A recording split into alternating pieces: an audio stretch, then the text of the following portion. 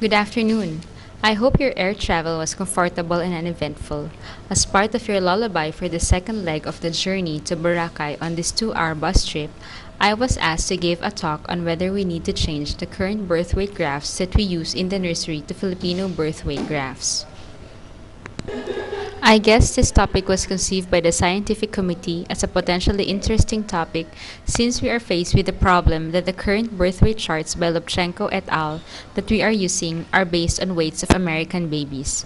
The premise is that Filipino babies are probably smaller and weigh less at birth compared to American babies, and therefore continued use of the American charts may lead to an incorrect classification of a bigger proportion of Filipino babies as SGA or small for gestational age. The following graphs provide evidence that the premise may indeed be correct. In a study of almost 5 million babies born in the US by Oken et al. In 2003, the birth weights of infants of white mothers, depicted in blue lines, were significantly higher than the birth weights of infants of black mothers, depicted in dotted orange lines.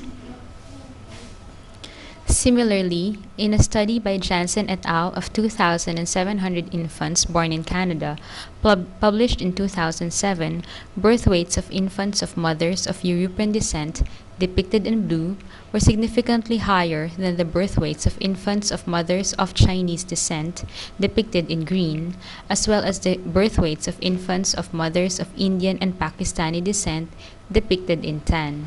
Across the board, there was an almost 200 to 300 gram difference in weight among the infants of the same gestational age. Another study that provides evidence that American-based birth weight charts may not be appropriate for Filipino babies is that published by Singh et al. In 1994, wherein he compared birth weights of 500,000 babies born in New York.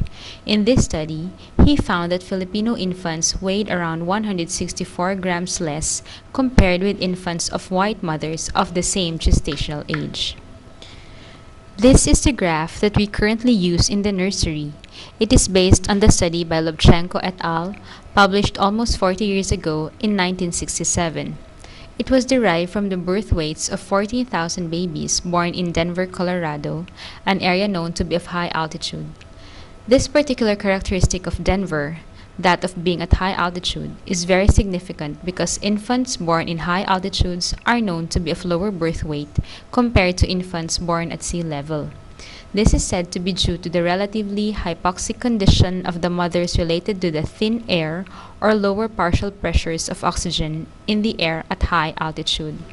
Therefore, on two accounts, one, that the babies were of Caucasian descent, and two, that the babies were born at high altitude, the Lobchenko chart does indeed appear to be inappropriate for the Filipino newborn. So the question is there a Filipino birth weight chart that we can use? After searching high and low, lo and behold, I found, through the Philippine Society of Newborn Medicine, that there is an unpublished study by Isleta et al. Of birth weights of Filipino infants born in 30 hospitals in 16 regions in the years 1999 to 2004. These babies were born as singletons to mothers with unremarkable prenatal courses. Infants who had multiple congenital anomalies or had gross surgical conditions or who were suspected to have congenital infections such as CMV or rubella were excluded. Standardized measuring and weighing tools were used, and the gestational age of the infants were based on the parameters of Ballard, published in 1991. This was a large study with an N of more than 43,000 babies, 77% of whom were born in Metro Manila. At first glance, this sounded like the perfect study, the holy grail of the Camelot of Filipino newborn anthropometric studies. This is the graph obtained from the study of 43,000 Filipino babies. I thought this is it. However, unfortunately, the study suffers from a major flaw.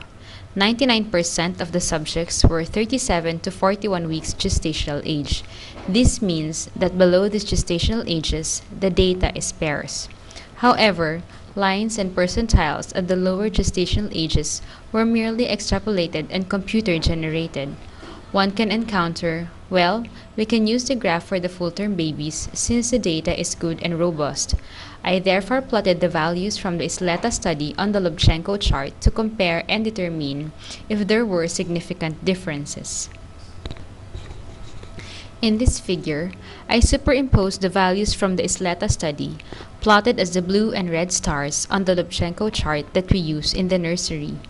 As you can see, if you are still awake and the bus video screen is clear and your eyes are still okay after traveling through winding roads, and assuming you are not hypoglycemic from the long travel, the values from the Isleta study do not appear to significantly differ or deviate widely from the values of the Lubchenco chart. Eyeballing it, the Filipino birth weights are about 50 to 100 grams lower than the Lubchenco chart birth weights. In other words, at 37 to 41 weeks gestational age, the birth weights from both studies appear to be similar. Therefore, the answer to the question, do we need to change Filipino birth weight charts, I propose two answers. The logical answer is yes, we need to change the Filipino birth weight charts because instead of using the graph of 14,000 US babies born at high altitude almost 40 years ago, there is newer local data from 43,000 babies mostly born in Metro Manila. However, the second and what to me is more practical answer to the question is no. We do not and cannot change the Filipino birth weight charts because the local data is close enough to the Denver data. And more importantly, the local data is too incomplete since 99% of the values are from term babies and there is sparse data for babies of lower gestational age. I believe that until such time that the Isleta study can be improved by including data from infants of lower gestational age, we are better off using the Lubchenco charts. With that, I thank you either for your attention or for the wonderful music of your snores that accompanied this lecture. My family and I wish you a great time in Boracay. Have fun!